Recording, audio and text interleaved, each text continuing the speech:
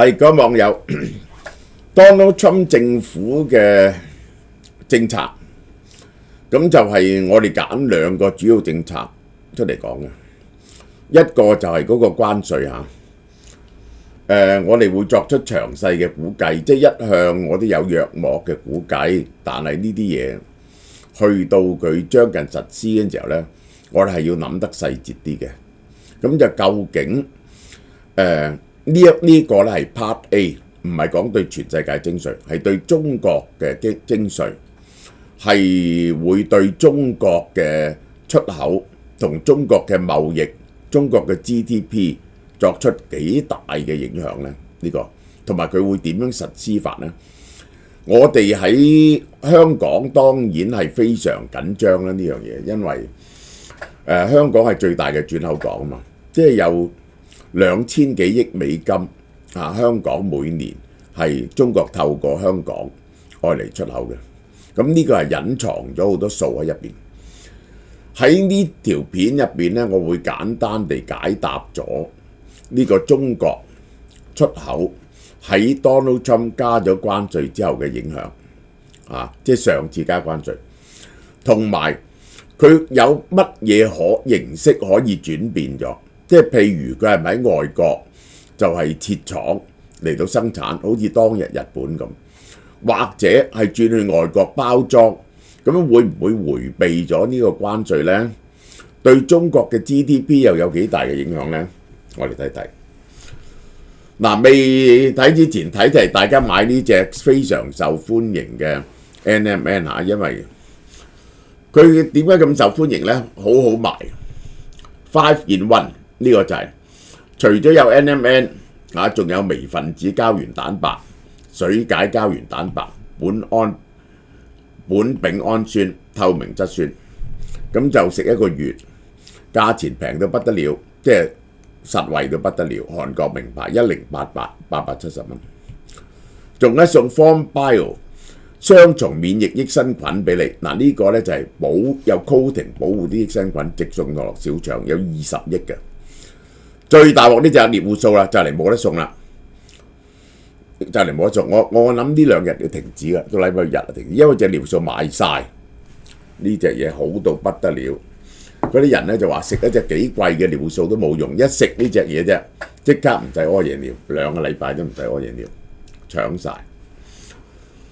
好啦，首先第一 ，Donald Trump 當地時間19點宣布提名華爾街金融家、證券交易公司經理 Cantor Fitzgerald 嘅行政總裁Lutnick 做美國商務部長。咁呢個人就結果就用咗佢唔讀用萊特希澤可能覺得萊特希澤都太過老，77歲，咁就萊特希澤都唔緊張嘅做唔做，但係個政策都係萊特希澤嘅政策。咁呢個人就會主管打世界嘅貿易戰。咁我今期咧就先講對中國嗰部分先。嗱，佢咧係 Donald Trump 喺華爾街聲勢最大嘅支持者嚇，推動 Donald Trump 同金融界溝通，擁護佢嘅民粹主義課程。為咗支持呢位總統咧，佢全國奔走嘅。首先就攻擊，就話嗰啲製造崗位外移，好可惜。話沿岸嘅精英啊，喺電動車問題上胡言亂語就係提倡電動車係唔啱嘅，其實係 promote 電動車環保啊呢啲佢否定晒，強調高通脹係對自己人最卑鄙嘅行徑。個高通脹令到啲人咧就係減低。嗱，我話俾你聽，一高通脹咧就一定要嚟攻擊政府噶啦，就唔理嘅咩成因嘅。即係我一定要承認美國過去幾年係有高通脹，但你又要睇下呢個真係環球現象，而美國嘅通脹情況係冇其他地方咁惡劣，亦都冇因此陷到入衰退嘅。但係唔緊要嘅，現任政府就要孭鑊。根據富國銀行估計，究竟美國抽緊中國幾多關稅呢？2024年中期對中國嘅貿易加權平均關稅率，即係關稅收入佔美國從中國進口總值嘅百分比係9.5%，明唔明啊？ 9.5%， 呢、呢個係 2024 年中期，即係2024年中期，即係關稅收入佔美國從中國進口總值嘅百分比係9.5%。明唔明啊？ 9.5%， 呢個係2024年中期，即係關稅收入佔美國從中國進口總值嘅百分比係9.5%。明唔明啊？即係咁，嗰個係加權嘅，即係咧你可以有兩種計法。實際上收幾多稅，有啲嘢多，有啲嘢少，有啲嘢豁免，有啲嘢豁免嘅，因為美國必須要嘅嘢豁免。譬如話9.5% 嘅意思即係點咧？假如呢一個即係大致咧，唔係假如啊，呢個啲實際上係嘅。美國由中國進口嘅物質係5000億克，佢係收緊佢400幾億嘅關稅，450幾億嘅關稅。咁呢個就係加權關稅。如果計算平均稅率咧，就20%，兩樣嘢咧係唔同啊。即係咧，因為第一有啲嘢豁免，有啲嘢豁免。有啲咧就係尤其是豁免唔收關稅嗰啲嘢咧，譬如話美國啲iPhone 由呢個中國去美國係唔收關稅噶嘛，咁亦都有啲咧平嘅嘢咧，由唔係關鍵性嘅嘢咧，由中國去美國咧就係收平啲嘅關稅，有好似有1700幾億係唔收關稅，有1500億咧就收平啲關稅。如果用關稅嚟平均咧就2成，如果用銀碼嚟計咧就9.5。嗱，呢個就係個 issue。好啦 ，Donald Trump 表示如果當選，對所有進口商品增加10%關稅。嗱，呢個係唔止㗎嚇。萊特希澤已經 circulate 咗份 paper 係20%。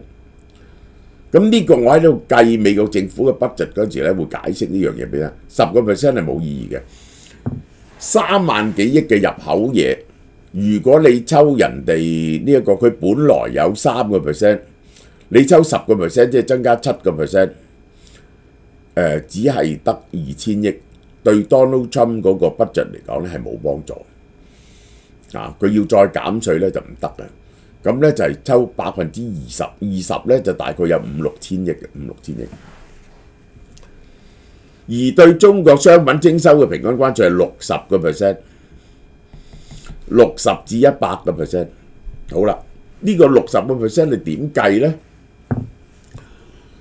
如果你計整體貨物就係5000幾億，如果你亦都有兩種計法喎，一個就係你加60啊，還是加到60先嚇？我當你係加到60，5000幾億咧就係3000幾億嘅關稅，3000幾億關稅。而家咧只係收緊500幾億啫。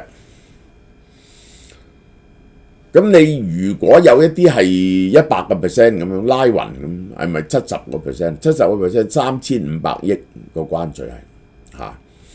但係如果係呢個平均數咧又唔同，個平均數咧唔係隨權，因為有啲嘢豁免咗咧。我而家睇咧就係你加到就即使加到60%，隨權咧只係得30%啫，啲1500億。我哋用翻呢個嚟睇，一樣有啲嘢豁免，譬如 iPhone 又唔抽佢關稅啊之類啲咁嘢，實際上抽翻嚟咧得1500億，1500億美金。好啦，嗱，我最後會俾個判斷大家聽嘅，呢個就係佢會加到幾多，同埋點樣加法。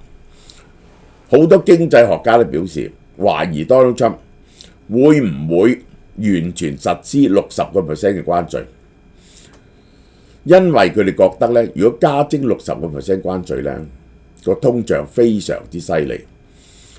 即係首先第一個。Donald Trump 咧就講，Tim Cook 幾乎跪喺佢前面，求佢唔好加呢個中國咁多關稅，即係唔係即係蘋果手機 iPhone 去美國咧係豁免關稅，有兩個問題，一個就係你係咪繼續豁免蘋果手機先？咁即係蘋果手機 iPhone 唔使移出中國啦，係咪？第二，即使你係豁免手機，豁免蘋果手機，抽其他手機60%，你估中國會唔會報復呢？呢個係問題。但係大幅度加徵關稅可能性好高。嗱，佢話佢抽唔到60%嘅呢一個，如果除權嘅60%就好犀利啦，我都話3000幾億啦。因為有啲嘢一定要豁免噶嘛，你稀土啊嗰啲你冇理由抽人哋關稅噶嘛，呢一個係你有啲嘢你必定要用噶嘛，即係石墨啊、維他命啊、呢個抗生素啊啲咁嘢。高盛估下，先將關稅提高20%。嗱，呢個睇法就係咁嘅。佢而家係20%，用呢個嚟計平均稅率，即刻提高20%，變咗40%，變咗40%。咁係咪唔加到60%咧？唔會。最後我話俾你聽，只不過係分期加。分期加嘅好處係乜嘢呢？第一，個通脹就攤開咗；第二，有時間俾人準備，就唔會忽然之間嗰個供應中斷。最嗌救命嘅就兩類人啦，一類就係入口商品嗰啲，忽然之間加中國咁多關稅，而你好多嘢中國買，你係咪喺第二度買得到呢？舉個例 ，Costco、Walmart 以前大半嘢都係中國買嘅，你一宣佈加呢，佢可能個存貨就出現斷絕，而且咧佢立即咧就要加你價，因為咧佢驚買唔翻，賣咗啲嘢咧買唔翻就蝕本。呢班人咧就首先喊先嘅，呢班人係你一加大個關稅就。第二咧，美國有啲 manufacturing 咧係組裝嘅。譬如美國都有少少嘅洗衣乾衣機嘅，佢就係喺中國買啲零件翻嚟組裝，有好多咧係中間產品嚟嘅。你一加呢啲嘢關稅嗰刻，呢啲美國嘅 manufacturing 咧就會做唔到嘅，因為個關稅忽然之間貴好多，佢就接咗人哋啲單，佢又唔可以加翻人哋。呢個就會等於疫情嗰陣時，中國啲貨一時嚟唔到咧，就令到個 supply chain 緊張咧，啲物價就上升得好犀利。喺中國10大貿易伙伴入邊，美國係最大嘅單一國家伙伴。另外，中國對香港出口2880幾億美金，大多數係轉口。呢個係嗱，我哋睇下呢個2019呢一個。拖累中國出口3%， 2019-02呢個係中國出口對美出口佔中國嘅比重。喺2017年嗰陣時係18點幾個 percent， 中國嘅出口18點幾個 percent 喺美國。去到2019年呢個時候宣布關稅，就呢一個立即呢一個係升一升，即係佢哋存緊貨，跟住就跌落嚟。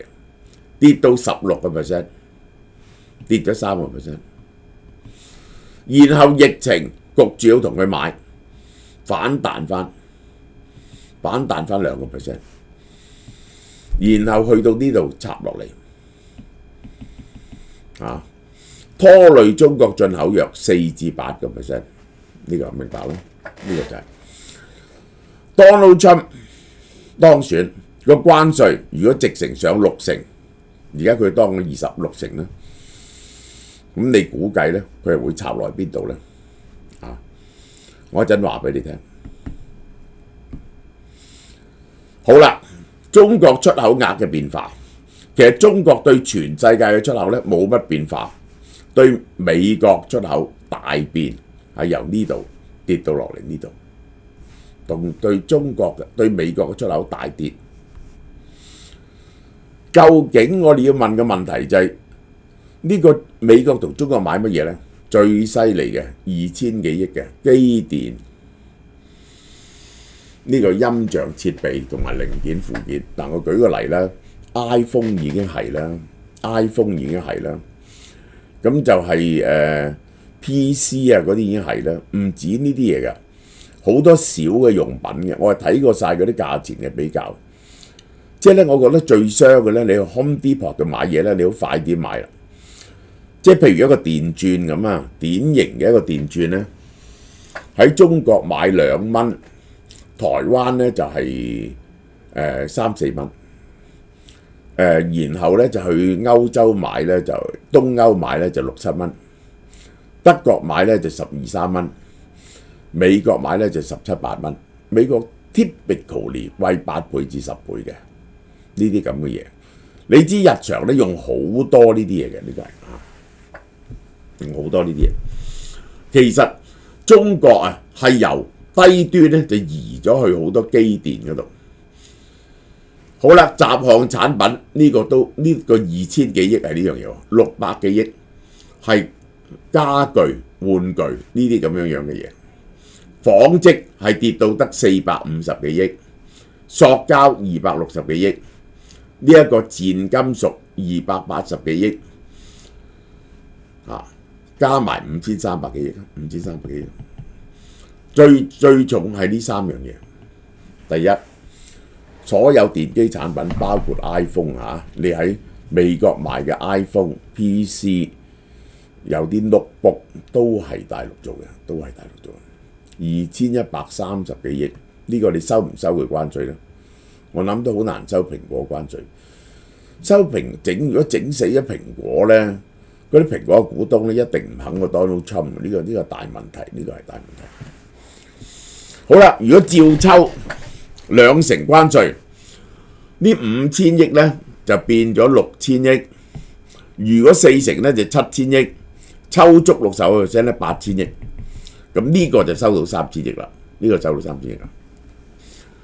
首先呢啲產品，呢3隻產品，我講俾你聽，當你抽好多關稅嗰陣時咧，我解釋俾大家聽，出現幾種 situation， 你可以諗到出現咩 situation。第一，嗰個出口商、嗰個入口商一定要求中國減價。中國減唔減到價咧？咁就睇下中國嗰樣嘢好唔好賺。一般嚟講，如果我有10% 賺，我減2-3% 俾你啦。但我冇可能做蝕本生意啊嘛。咁如果中國嗰個出口商可以再壓一啲價，呢個 Walmart 不停壓中國價，咁嗰個入口商賺少一啲錢，咁樣咧就加少少價，呢一種咧就係叫做不動嘅方法。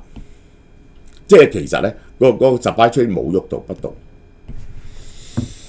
，3方面去剔呢樣嘢。咁就結果咧，多數咧，因為嗰個中國嘅廠商咧都唔係賺好多錢，結果咧多數就轉嫁咗落去嗰啲消費者身上。第二，揾 replacement， 全世界，我去中國買，舉個例，呢啲咁嘅嘢，我去中國買，唔去中國買，去台灣買咁，台灣生產唔到中國咁多喎。呢啲機電產品，即係爭好多遠喎，生產能力係。咁台灣咧就要貴過中國30-40%，咁但係個品質好啲。咁咧你可能選擇咗同台灣買喎，選擇咗同台灣買。咁嗰個品質係值多10-20%，其實個 inflation 引起個 inflation 咧都係20%，呢個第二個可能性。第三個可能性喺美國做，喺美國做呢啲嘢，基本上係冇可能。點解咧？因為我睇見美國做嘅電鑽咧，譬如話咧係高過大陸嘅電鑽咧係8倍9倍嘅喎。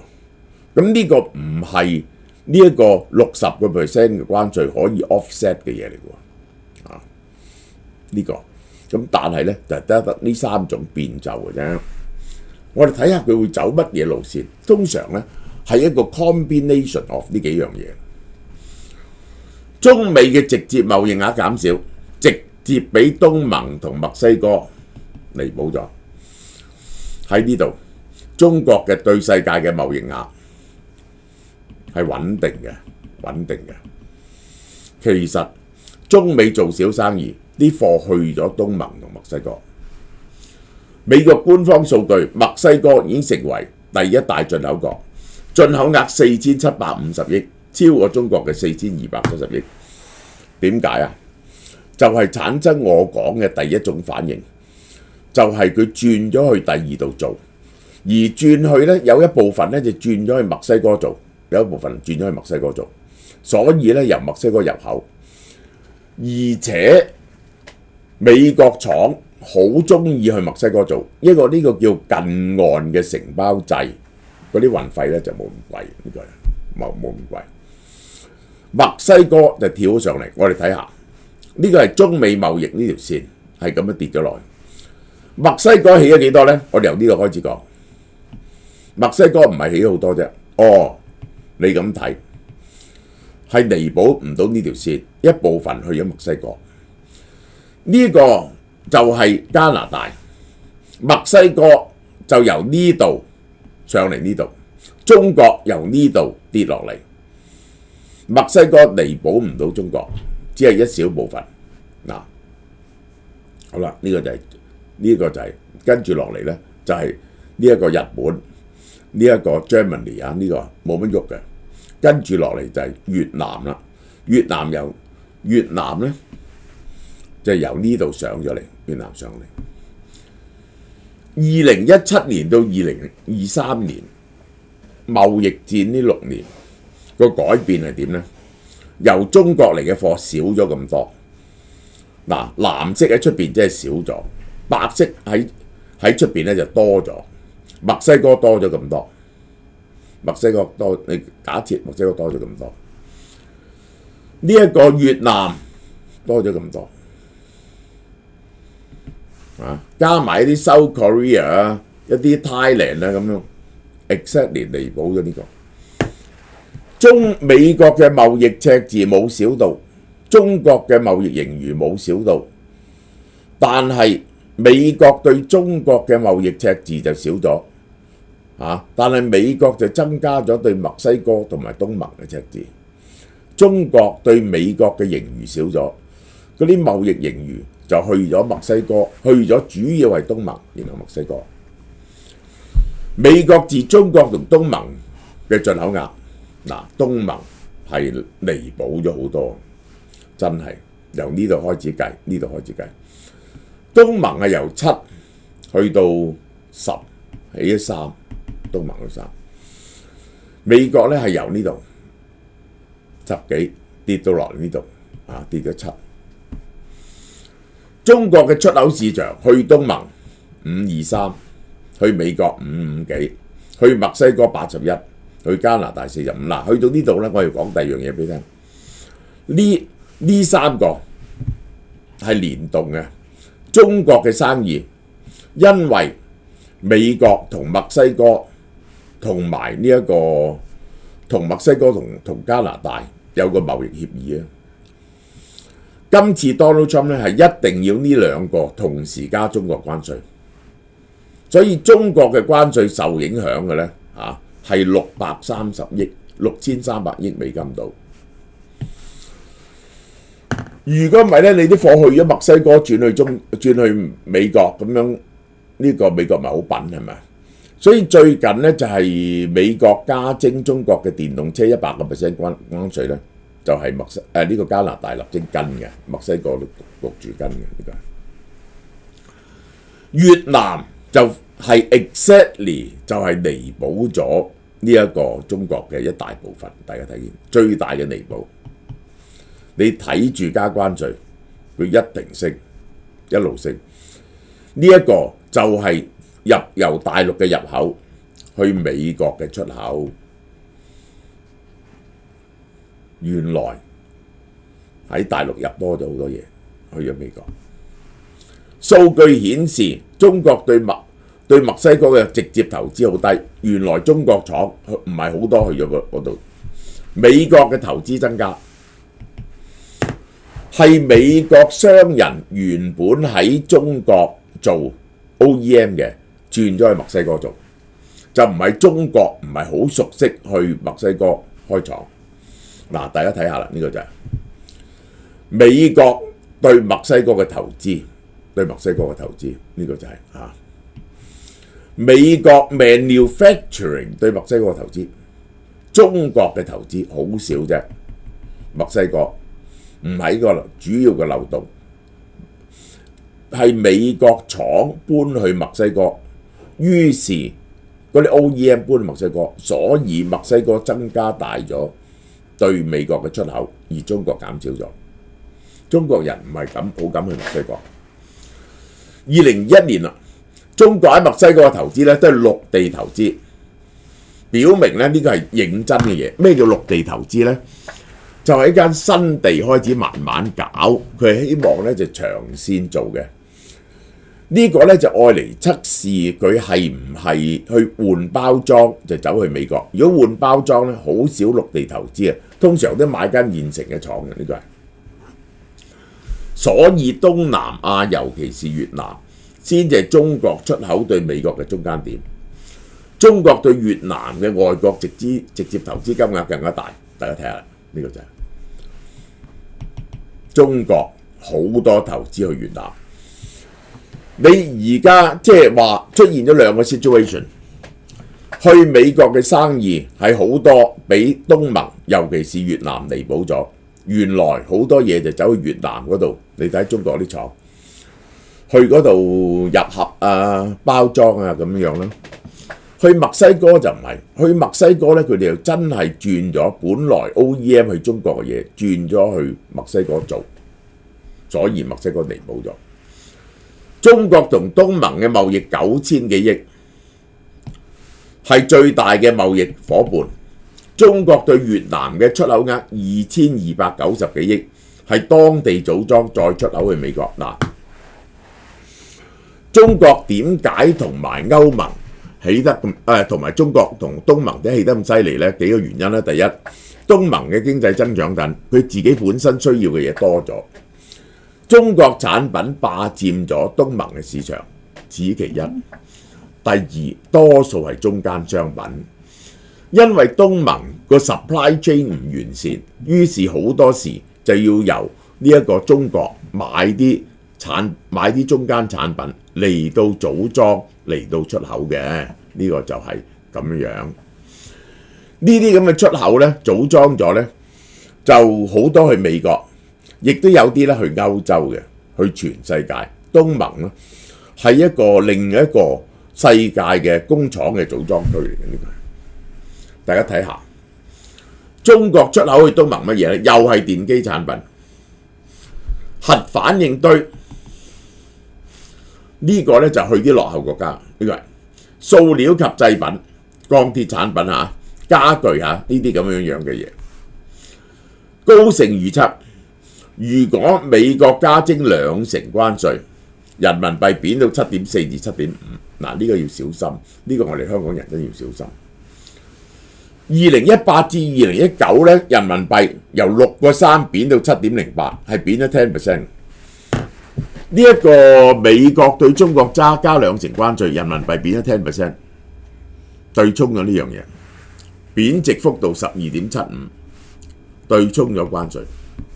好啦，我哋睇下，其實中國佔全球嘅貿易份額咧，相當穩陣，15.8咁上下。呢輪全部喺呢度，全部喺呢度。法國巴黎銀行估計，如果加6%關稅咧，中國會將人民幣匯率跌落去7.5，瑞銀咧就估計跌落7.6、7.7。啊，而家係7.2384，呢個係今日係。牛津經濟學研究嗱，我講俾你聽，如果美國加6%關稅，美中貿易會減少70%，好嚴重。減少70%即係點呢？5000億變咗1500億，唔見咗3000幾億。咁呢3000幾億呢，就有啲就走咗去墨西哥，有啲就走咗去東盟，有啲走咗去印度，有幾多成走返美國自己做呢？一般嚟講，如果走咗3500億呢，冇500億係會走返去美國做。如果加足6%，中國喺美國嘅進口貿易份額由14跌到4，跌到4。好啦，我講俾大家聽。第一，我講個 conclusion 俾你聽。第一，加稅加幾多？我估計加60%至100%啦。佢係咁嘅，分為而家呢個參議院提咗出嚟，分兩種，一種咧係關鍵物品加100，即係電動車呢啲、鋰電池呢啲係100，太陽能板呢啲係100，呢啲叫做關鍵物品。非關鍵物品60，呢個60係 mean 乜嘢呢？呢個60係 mean 嗰個平均稅率，唔係除權稅率。咁樣攤翻落嚟呢，就即係加40度，加40%度，實際帳面加60。呢60點加呢？有兩個可能性，一個可能性。1月上台，2月1號，2月1號就加20%，7月1號又20%，1月出年2025年、2026年嘅1月31號再加20%，一年內加完。呢個係一個方案，呢個係一個咁樣做呢，係有兩大好處。第一，令個通脹係攤長咗，喺2-3年內浮現，呢個係。第二係俾時間你哋搬廠。呢100%呢啲呢，就冇得傾噶啦，好快啊！一嚟呢，就係50%，半年後50%。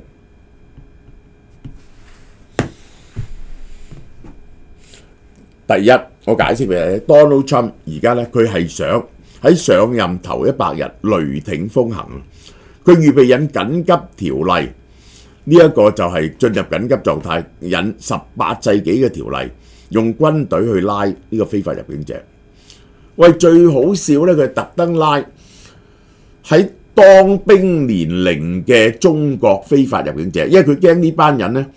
入咗美國係 form 咗支軍隊出嚟，秘密去推翻呢個美國政府喎。咁呢個其實就係好荒謬嘅一樣嘢。但係佢係相信呢啲陰謀論。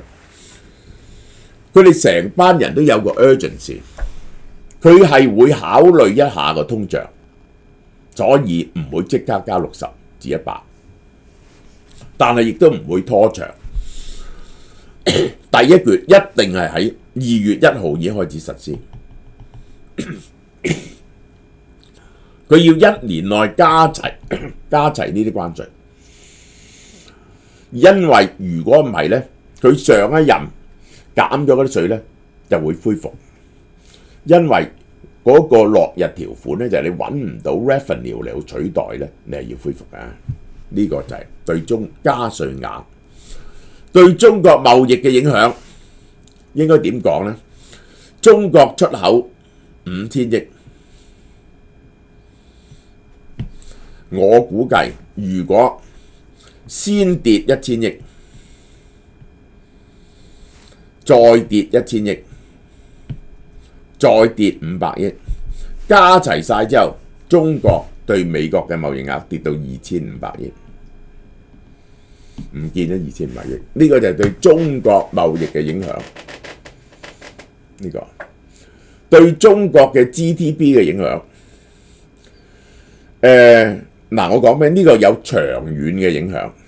長遠嘅影響係點呢？其實你對世界嘅貿易呢，係靠對美國嘅貿易嚟到帶起嚟嘅。美國嚟呢度靚訂單呢，你又學到啲新技術，同埋呢就係你可以大型量產。當美國開始唔嚟你嗰度，美國開始去人哋買單嗰時咧，你嘅花式啊，你嘅技術就會日益落後，而你冇咗美國呢個市場咧，個 economy of scale 減少咗，你冇咁平啲嘢，個專業分工冇咁平，你估計對中國嘅 GDP 嘅影響咧，純粹中國呢部分咧係跌減0.5%， 3年。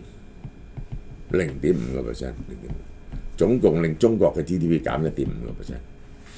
中國嘅 GDP 係$18萬億。呢一條數減少咗呢一個係2500億、2500億，18萬億對2500億係1.5%，但係你有成本㗎嘛啲嘢，所以實際上每年對中國嘅 GDP 嘅減幅係0.5到0.75%啦。我希望呢 part 大家聽得明，起碼我點樣睇，好唔好啊？呢句講到呢度。好啦，嗱，羊腩煲咧又嚟啦，尤其是對於體質虛弱、易感寒冷嘅人嚟講咧，有顯著嘅暖胃驅寒效果。大廚系列嘅古法羊腩煲冇味精，冇添加劑，羊腩肥美，肉嫩而唔腥。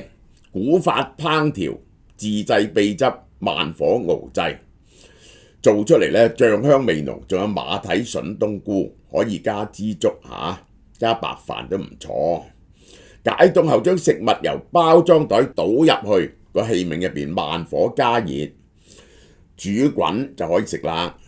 秋冬進補，食暖粒粒嘅羊腩煲。網店及門市而家正熱賣900g即係2磅，198蚊，好食，3、4個人食啦。呢個係話食一餐飯，直淥加啲菜落去，淥加啲枝竹落去，係好好嘅一餐，真係應該係。